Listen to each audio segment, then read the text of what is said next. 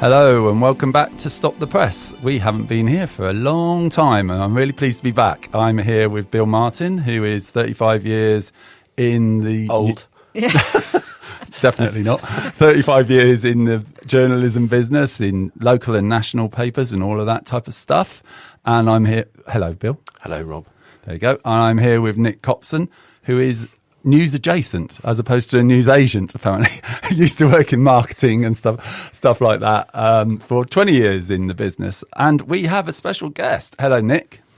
Hello, Rob. Hello, Bill. And we also have a special guest. We have Tessa Tucker, who came up with a fantastic news adjacent description of Nick, which I will use from now on. Tessa stood to be an MP at the last election in Exeter. Yeah, that's right. In Exeter, and Tessa has kindly come along to talk to us because we're going to talk about is politics broken and stuff like that. Hello, Tessa.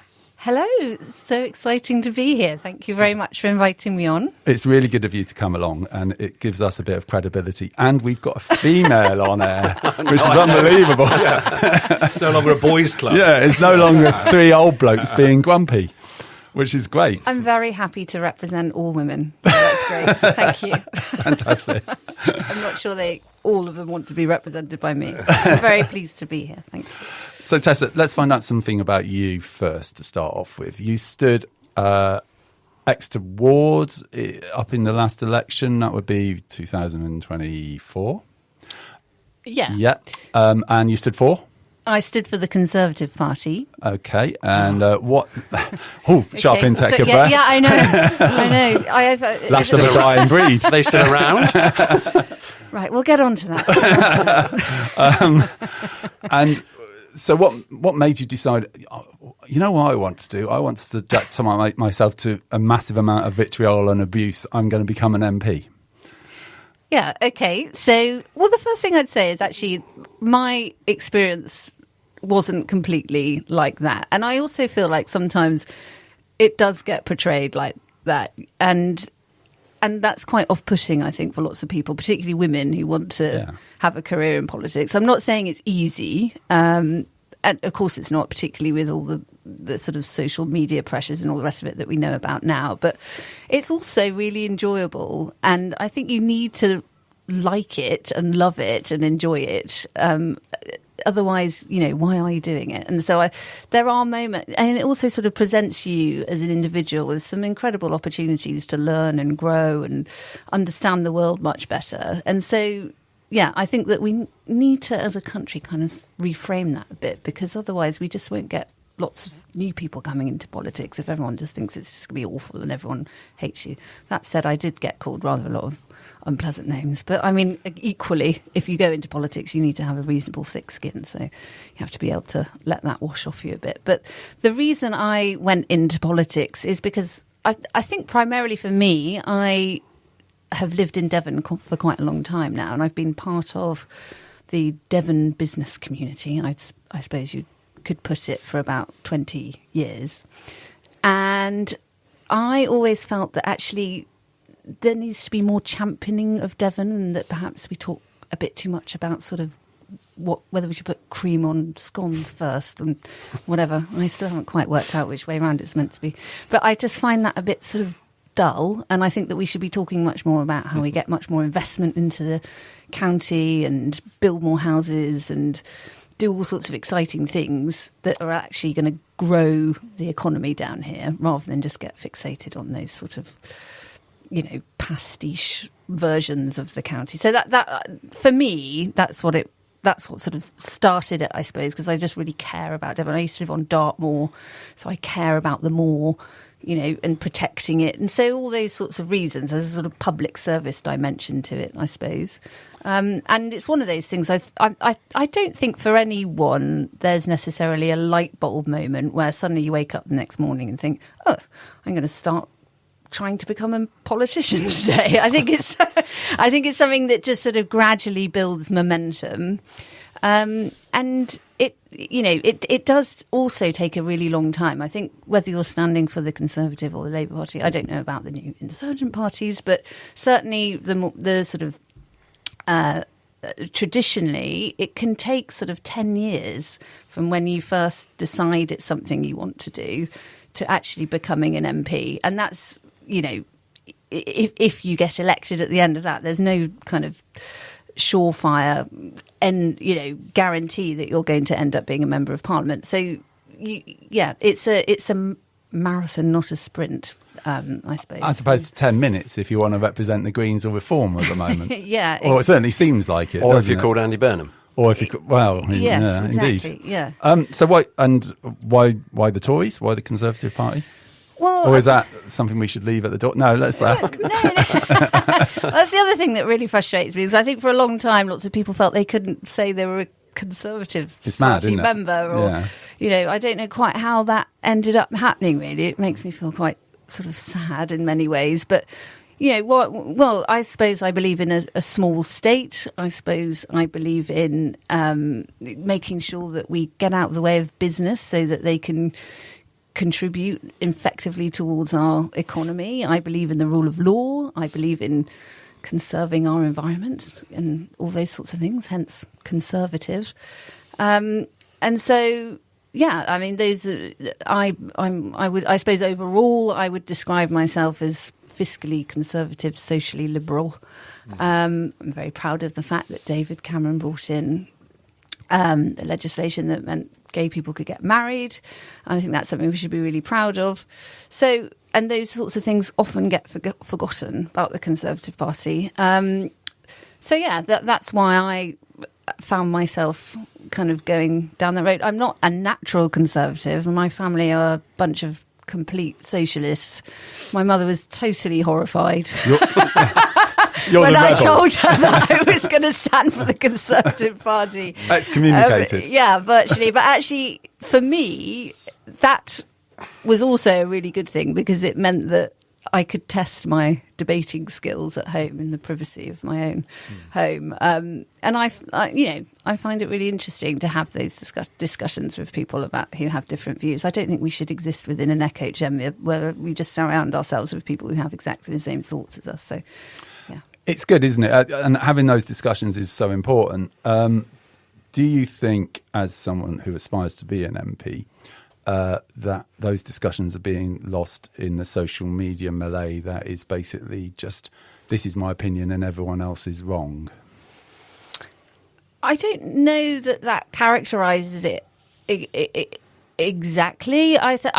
There's a lot of discussion right now because of the rise of Reform and the Greens, who have two leaders who are very effective communicators on social media, that lots of people will be saying, social media is the reason why our politics is in such chaos, because, we have this sort of super quick news cycle and the need to be able to communicate a message in 20 to 30 seconds.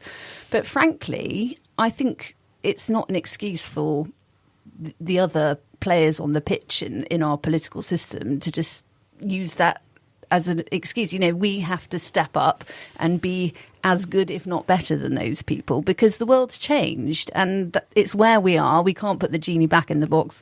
We're not going to rewind where we are with social media. I imagine that any kind of legislative change around how it's regulated will take quite a long time to come forward.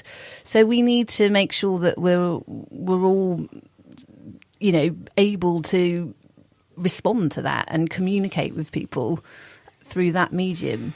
But I do think one of the issues that it's created perhaps is just this sort of for me, in order to effect change, politicians and governments need to be able to stay in position for long enough in order for more than a year. Oh, we're coming to the main business of the day, it seems. To be able to deliver on their mandate. Yeah.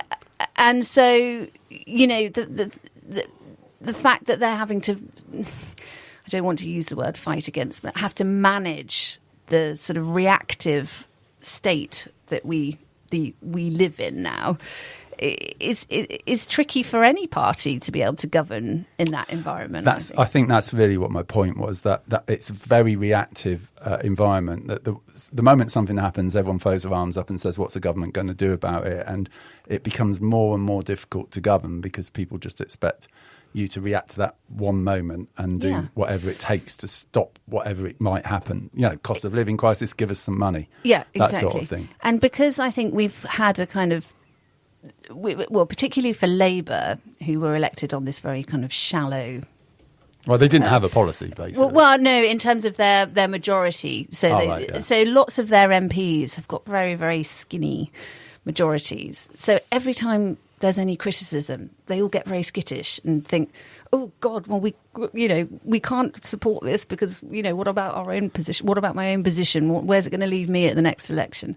And so that's not good for governing. But the next election's a long way away still, isn't it? Yeah. Well, is it? Well, good question. Well, theoretically, it's 3 years away, isn't it? Should be. Yeah. Should be. And the fact that we're in a situation where the Prime Minister, and regardless of the fact that he's not a great communicator and clearly not a great leader, for a Prime Minister to have been elected, 2004? I mean, the world's very different from when he became Prime Minister. The environment, the economic situation is different, the international situation is different. Yeah.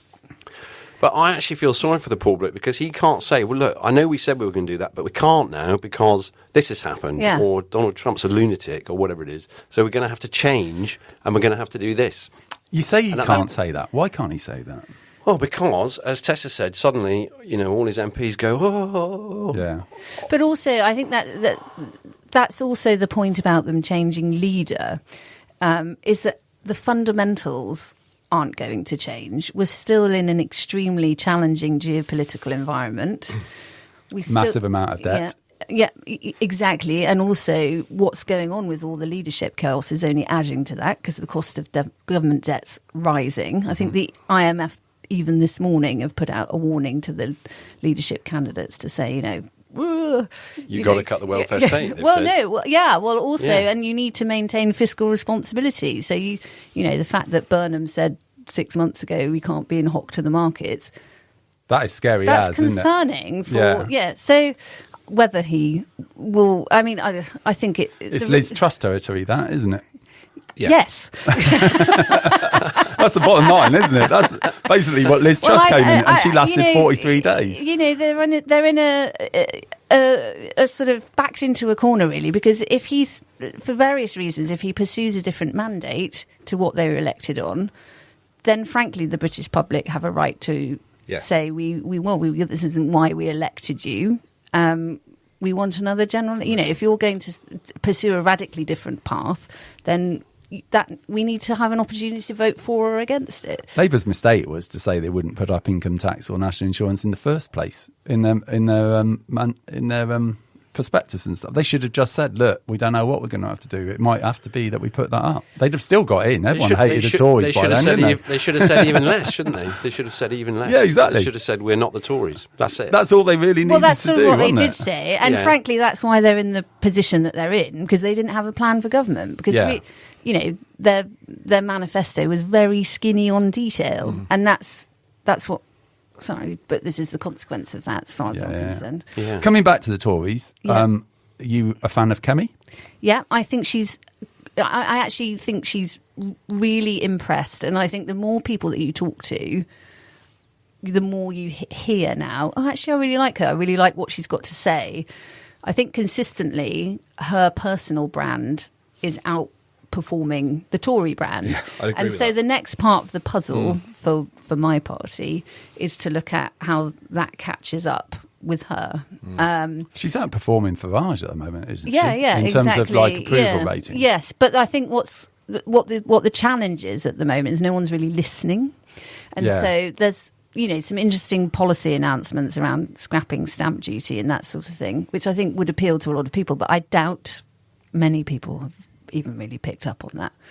That said, in this current situation, I don't think it's almost impossible to be able to get the attention focused on the Conservative Party right now, particularly with all the by-election that's about to happen and all the rest of it. So, but that's the next piece of the puzzle, I think, in terms of the future of the Conservative Party. Obviously, I still believe it does have a future. I want to believe it has a future because I am very much a politician of the centre ground. I'm very concerned about the prospect of a Farage-led government for all sorts of different reasons. I think actually the main issue that I really feel very vexed about is that, is that quite some time ago they talked about the fact that, you know, if you're a cabinet minister, you haven't got time to be an MP as well. So, you know, what we're going to do is actually just appoint all our ministers from outside of politics. So they'll stick them all in the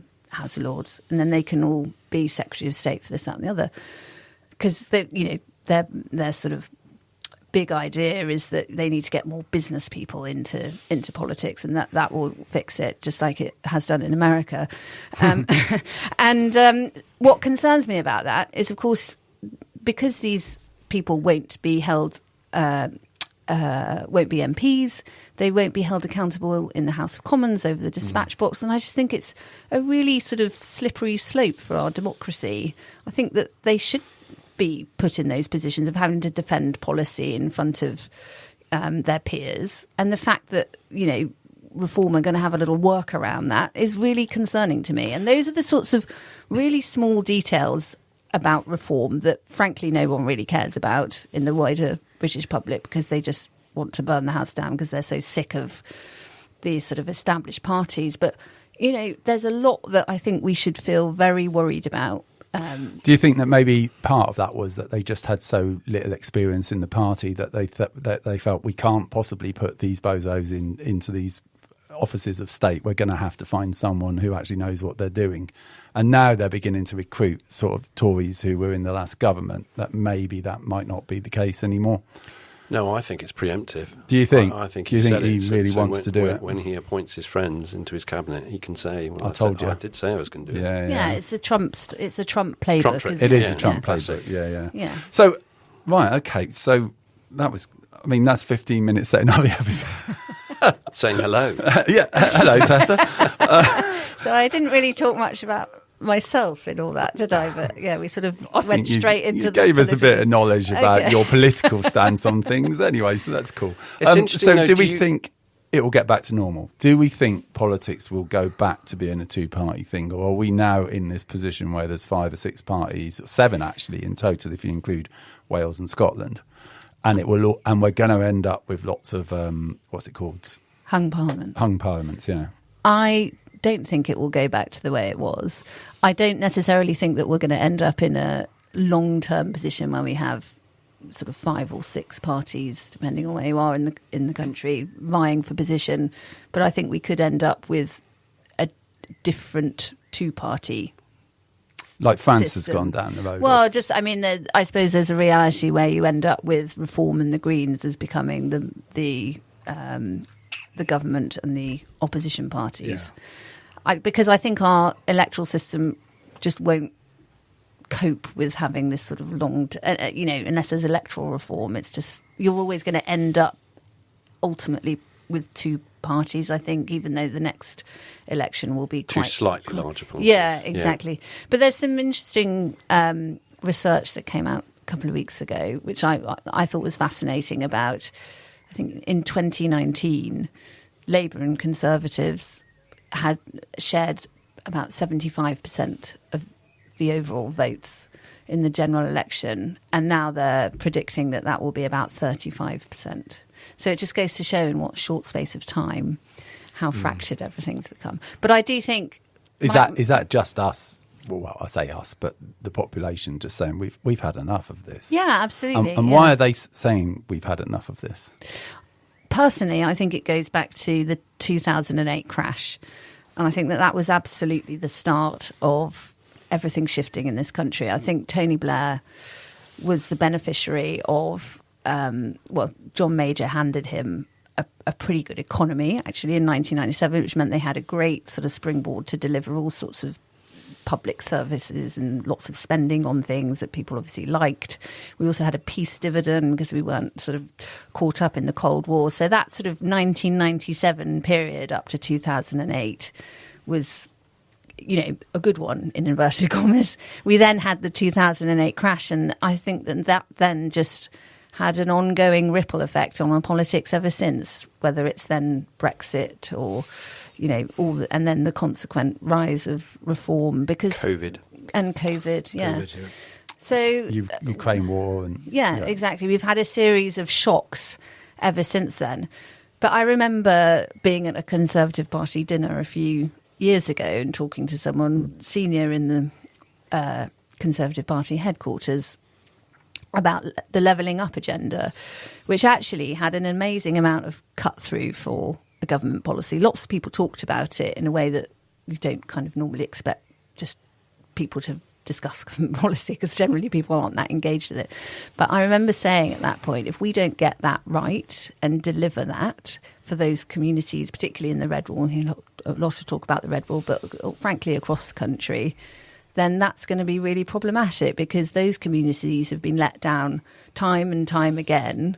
And, you know, they're sick of having probably sort of CGI drawings of a piazza and showing how lovely life can be, and then nothing ever happens. Yeah. So, you know, we've got to deal with that as a country. And I feel like oftentimes politics becomes way too London-centric, and people don't think about what's happening outside of the M25.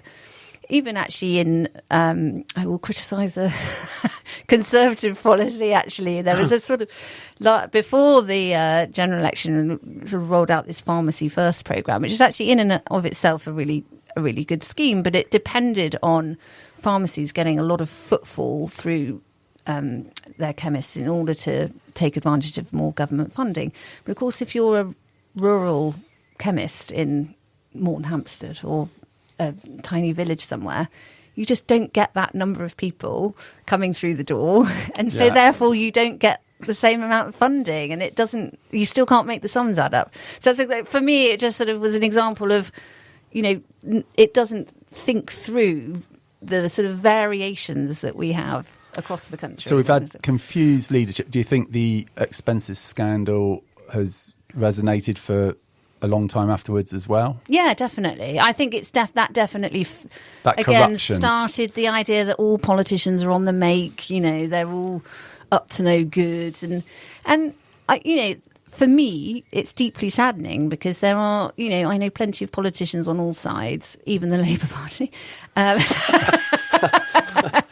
who are really, really good people, and they're in it for the right reasons. And so I sort of feel like, what, you know, we need to sort of try and sort of reconnect people with. I always push back against the idea that they're all corrupt, etc. So it's funny. I've got a mate who listens to us religiously. One mate. And he just said, and I said, we're interviewing someone who stood for Parliament and about like politics, and his politics dead and buried and over and all that type of stuff. And he just said they're all self-serving egotists, and it's like that's not true. So exactly. Is it possible? I agree. Just picking up on that point, though, is it possible then? Because what I'm hearing there is that there's a lack of trust. Right? Yeah, that's what it is. In politics, yeah. Probably worldwide, to be fair, certainly in Western countries. Yeah. But in the UK, is it possible to get that trust back amongst our politicians? If it ultimately ended in, say, 2008, obviously then Brexit, expenses scandal, COVID probably didn't help with the, you know, some of the perhaps the, you know, conspiracy theories that were waved around then at the time. Is it possible for politics to get back? Wasn't it? I think it's less about the individual politicians and more about having a government that actually deliver for people. I think that's how. In the end. But at the outset, it's about having someone who people can believe in, isn't it? Which is why Blair was so effective. Yeah. And we've spoken about him at length in this room. Yes, he was delivered a favourable set of circumstances, wasn't he? And a Tory government that was, people are just basically bored of them, weren't they? Yeah. But he was a very effective leader, in the same way that Boris was. And it's no, everyone forgets. When what year did he win that election? 2019. At that moment, you know, the Boris wave, everyone was raving about Boris. Yeah. And little catchphrases, levelling up was one of them. I can remember it being in the Devon business community like you, and everyone was like, this is it, this is our chance. Mm-hmm. Boris is going to sort it, you know, and you could go and see Boris, like I did, go and see Blair and that sort of stuff. And you're a very effective leader.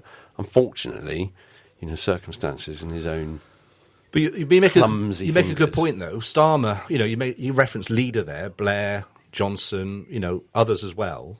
Starmer, he isn't a leader. He got elected as Prime Minister, of course, and the party did, of course, but amongst his own MPs and his own cabinet, he is not a leader. They are lacking in direction. But he was, and he had that platform, didn't he? Was that I'm honest, I'm not a Tory, I'm not, corruptible, I'm not going to have parties in number 10. That was his sort of thing, wasn't it? I'm a steady Eddie, I'm Starmer. What he desperately needed was some policies to back him up once he got elected, and that's what they didn't have. Yeah.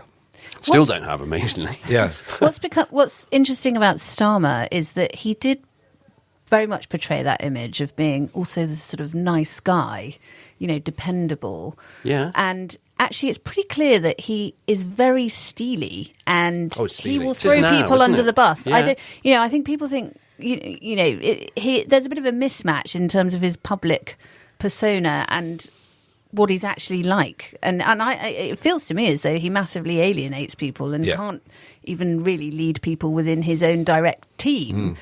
But you're right. I think we haven't had a strong leader that's been able to set out a clear prospectus for the country. But also, I think the difference between where we are now and where we used to be was, Blair had a delivery unit. So they were absolutely focused on making sure that their policy was enacted. And they told the story. Yes, exactly. Very effectively. Yeah. And also but going back along with Margaret Thatcher, those leaders would have robust discussion and debate within their own parties about policy. It wasn't an edict where this is how it's going to be. Whereas I feel like perhaps more recently that sort of centre has become more and more closed off. I don't think Starmer goes into the tea room to listen to what his MPs are saying about what's going on. I don't blame him. But actually, even, relating that back to business, I always remember reading about an old chief executive of Tesco's who used to once a week go on the shop go on the shop floor and listen and find out and that's so important, isn't it? And if you don't do that, then you're going to disconnect yourself not only from your party but in his case from the whole of the rest of the country. Don't you think Thatcher and Blair were able to say this, Thatcher especially was able to say, look, we're in a difficult situation, so we're not going to have everything perfect for a bit and you're going to have to stay with me. I just don't see that anyone can do that anymore. No. Everyone wants stuff all the time. But Dave did it. Dave Cameron, did he? They still spent an enormous amount of money. They still put us much more in debt than we were when they started off. But the austerity I'm not convinced he did.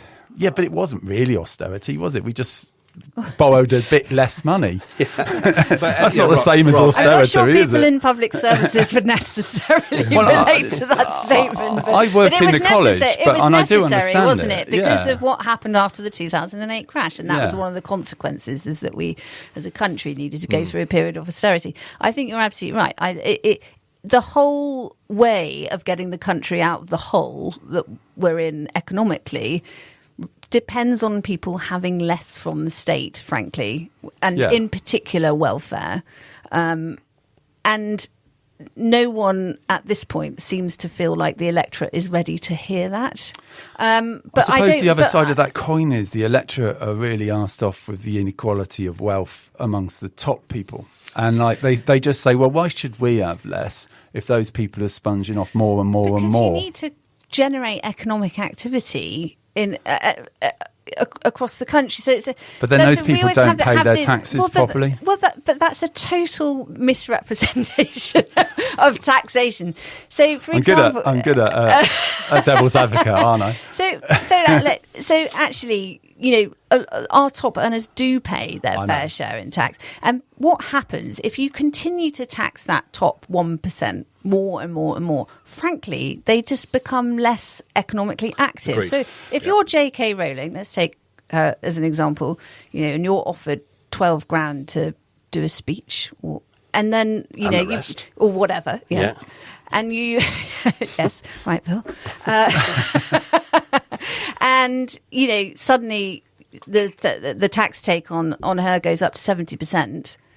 I sort of think, well, actually, I'll go and live abroad. Well, no, she just won't do it. Yeah. And so that's the point. So I how think do we get that message? Then we How do we get that read message a very across? interesting article saying that there are so many people that think that our country has tons of sort of Bertie Woosters walking around in tweeds and hanging around in gentlemen's clubs, just not doing very much money and paying very little tax. It's just, frankly, not the reality.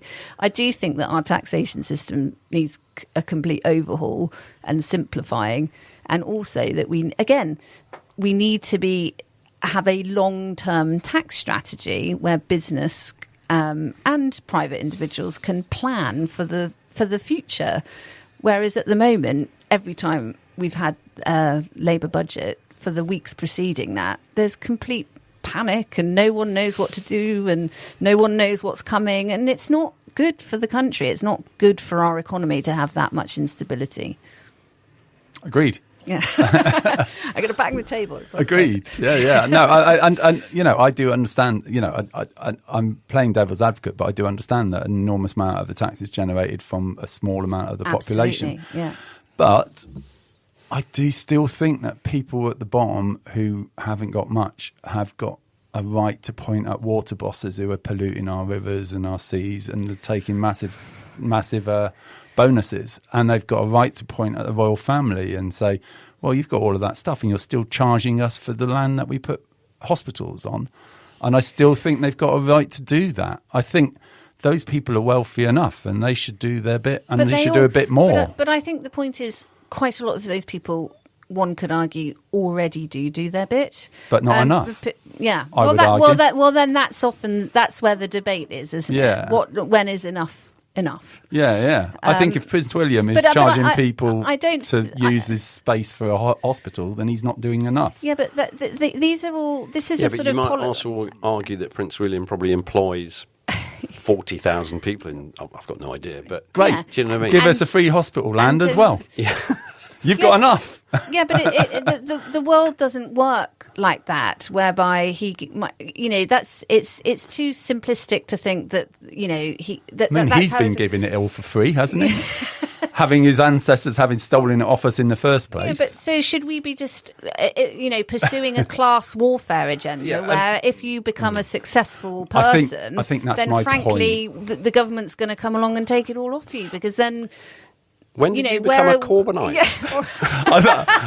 I'm trying to put across what people feel, and people do feel that. And class warfare is actually where it is heading, yes, in my but that's opinion. not, how do we stop that? But targeting people who have more than you in that way isn't going to give people the answers they want. If we want to solve the country's economic problems, it's not about trying to tax the living daylights out of the richest people who already contribute. What we need to figure out as a country, well, I tell you one issue that for me is really important that very, very rarely gets talked about in public discourse at the moment is education.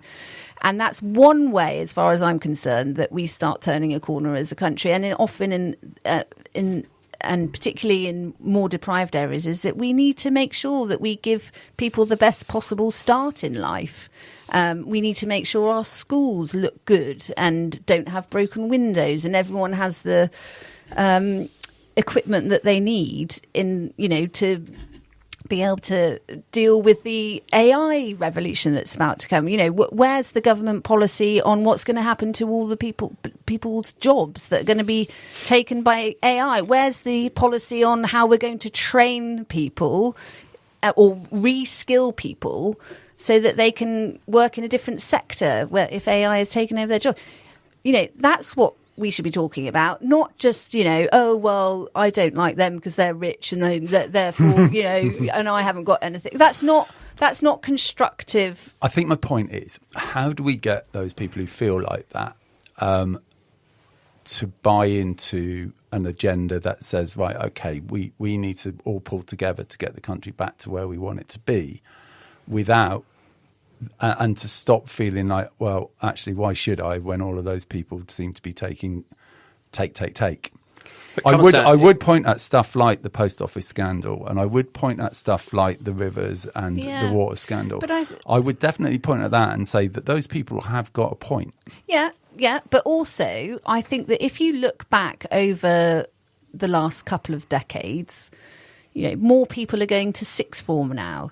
Actually, if you look at water quality, it's significantly better than it was in the 70s. That doesn't mean that there isn't further to go, but I challenge you to go and look at the data and you will find that that is correct. So, and what do you mean? our Drinking air quality, water our bathing water quality and water quality is significantly better than it was in the 80s pre-privatization. The data is there. You can go and look it up.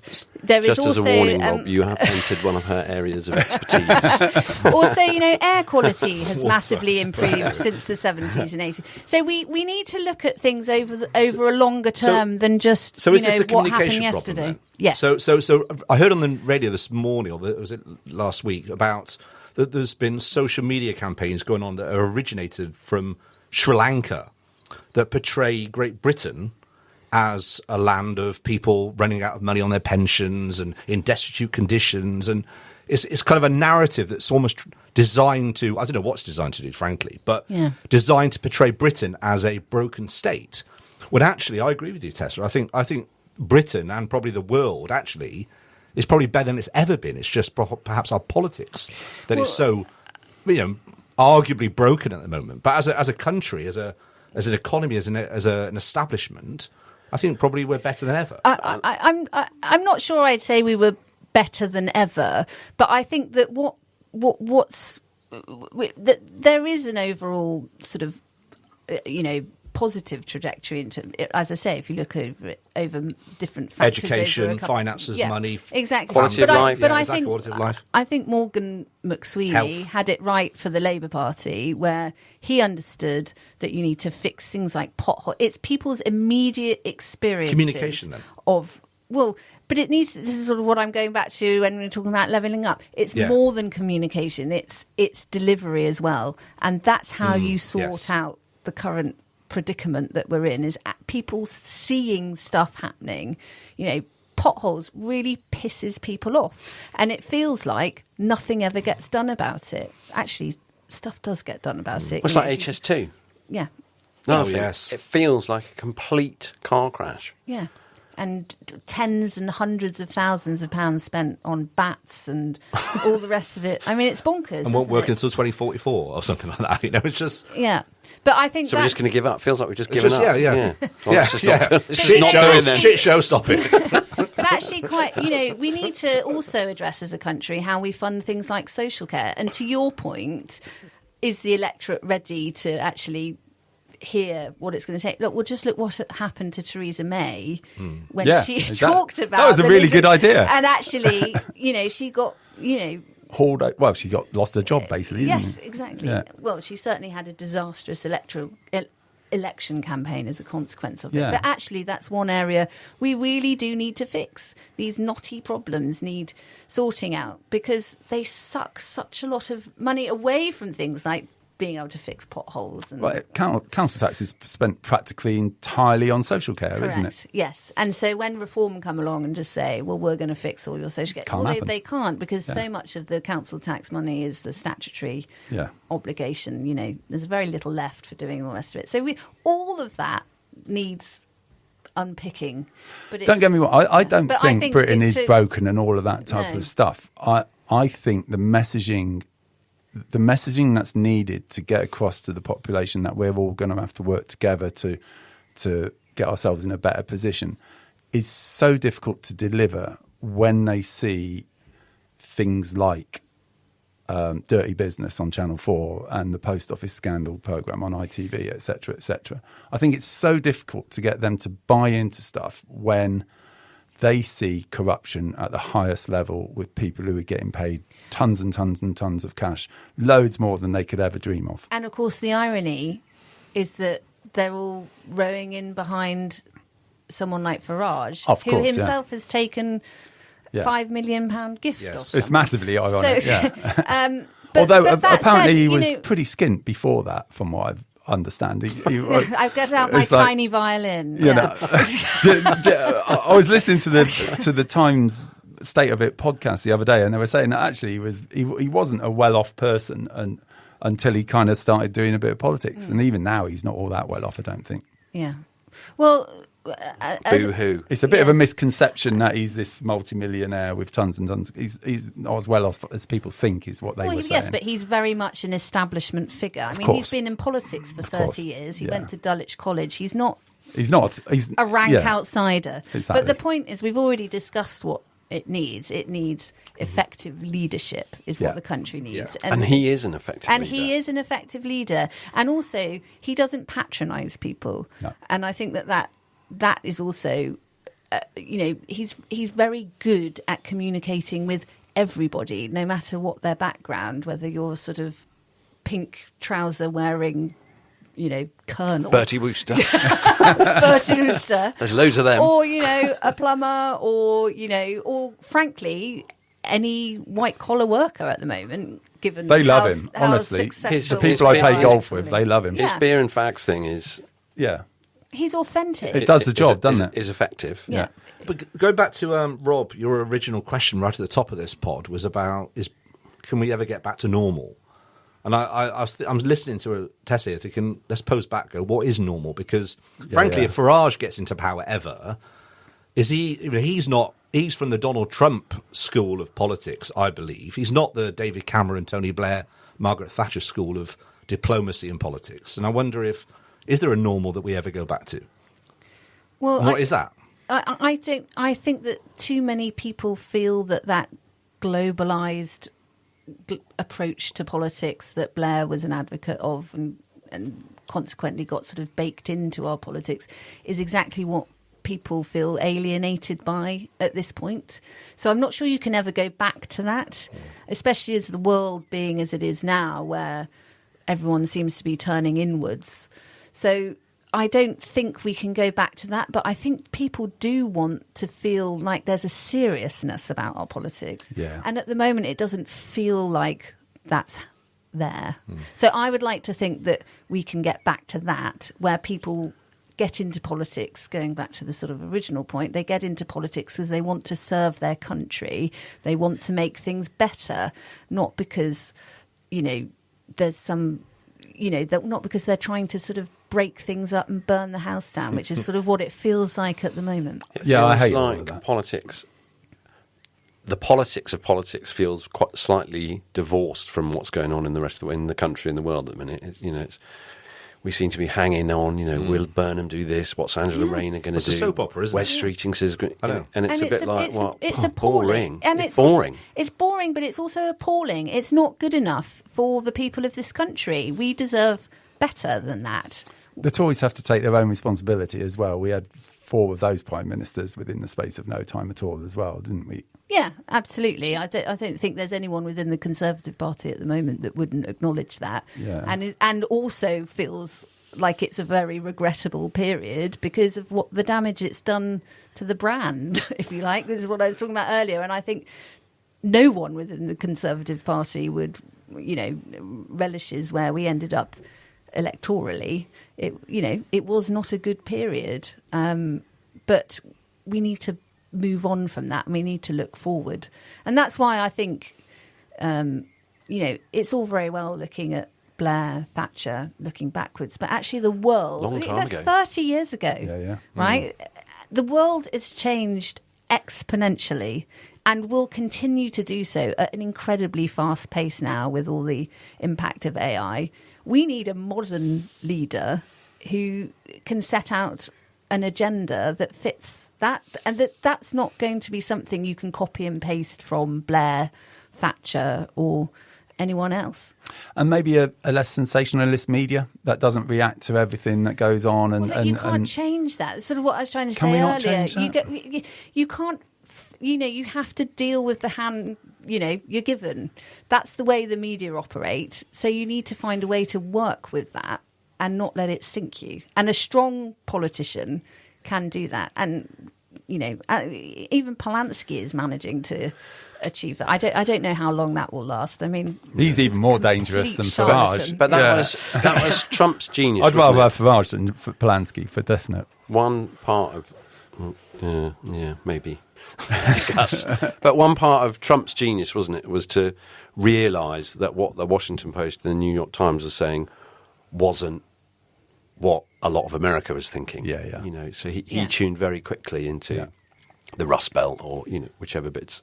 He's also, the ability to actually just go on podcasts and just have a long form chat about things and not feel like you've got to have a ton of speaking notes. That's another, absolute skill that he has. I mean, the fact that he goes on and on for 3 hours on Joe Rogan or whatever, is neither here nor there. I think. Again, politics in this country has to move forward in the same way. We need to be able to have that authenticity in the way that people communicate now. It's, they don't want to hear going forward or all these sort of dreadful phrases. Yeah. People have had enough of it, right? So they need to speak plainly and be authentic and relatable and deliver. And realistic.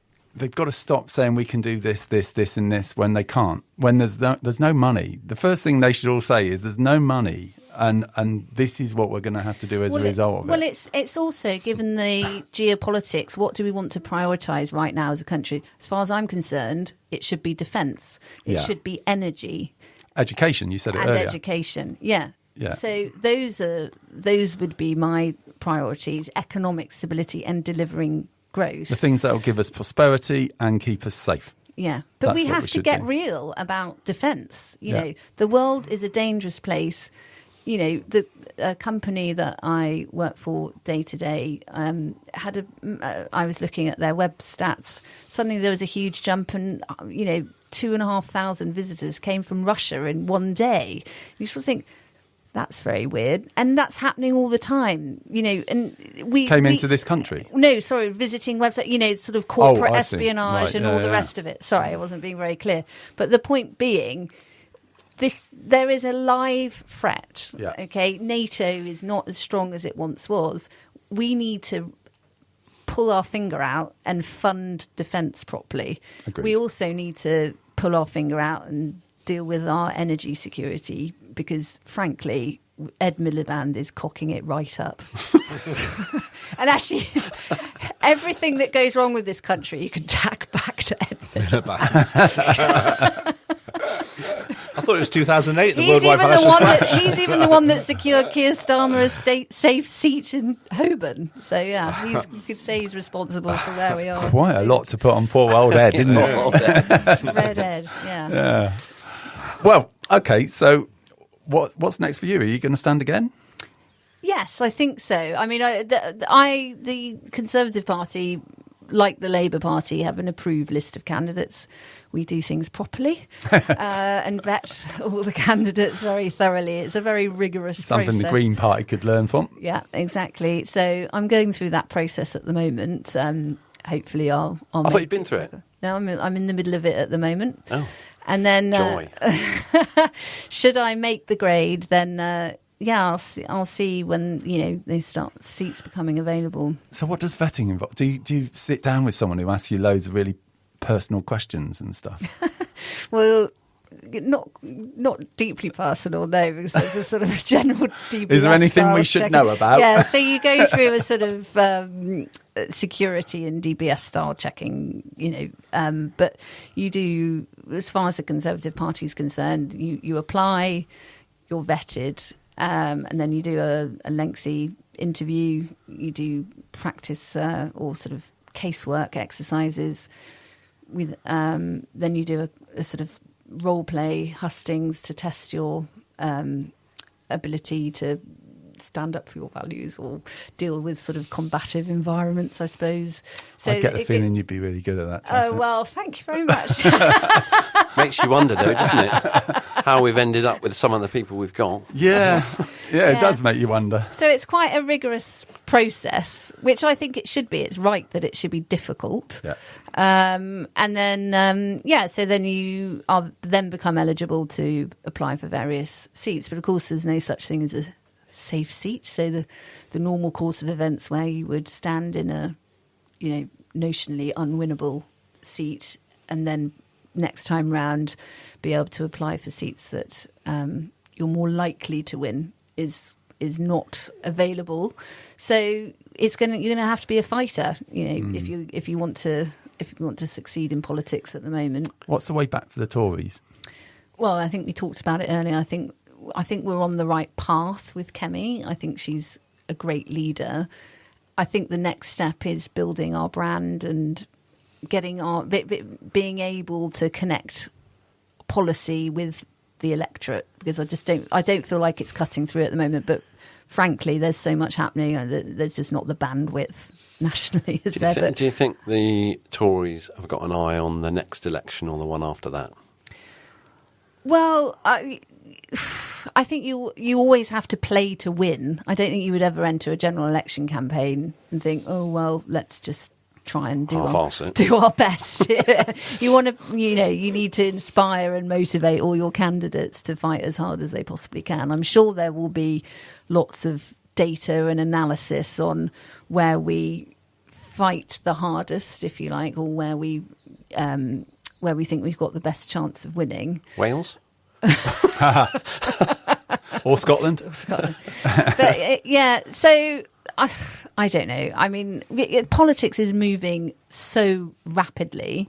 I think it's impossible to say where things are going to be in 2 years' time. I don't think it's inconceivable we could end up back in government but I mean, at the moment, no. Obviously, on current polling, if you looked at it, that wouldn't be a possibility. But as I say, it isn't. I don't think that is completely off the table, given where we are. Plenty can happen in 3 years, isn't there? Well, look what's happened in 3 weeks. Yeah, exactly. And final question. What's happened this afternoon? Well, exactly. We've been on air for 45 minutes. Anything could have happened. Finally, do you think that they should replace Starmer or not? I do not think they should replace Starmer, because whoever comes in, as I said before, is going to be dealing with the same set of problems. I don't think it's going to change their chances electorally.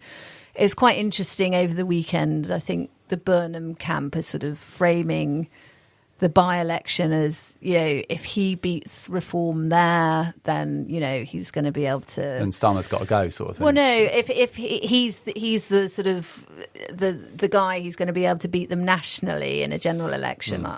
I don't think you can kind of scale that up. Well, he's got to beat them there first. He's got to beat them there first. It's not a given he's going to win. I mean, it's going to be a long, protracted, chaotic few months, whatever the outcome. It's kind of a very weird scenario for Keir Starmer, who's going to have to sort of pretend he wants Burnham to win.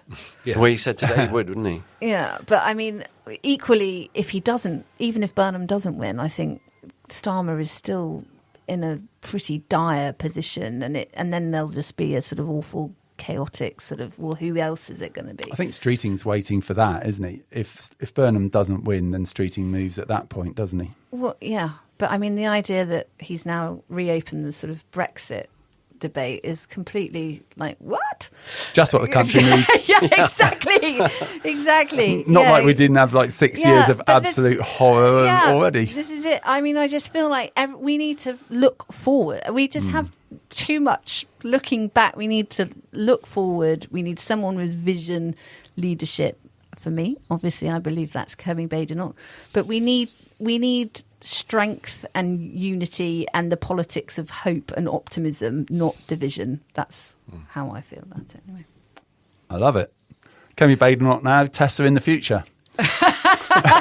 All power to your elbow. I'm going to say it here now. I never, ever want to be Prime Minister. Yeah, they all say that. They all say that. We know what that means. We'll ask you back. Yeah. We know what that means. Then we'll have more than one listener. I think we'll wrap it up there. This is our longest episode ever, which shows just how interesting you were today, Tessa Tucker. Tessa Tucker, thank you so much for coming in. Pleasure. Thanks for Thank you. having me. And goodbye. We will see you soon, everybody.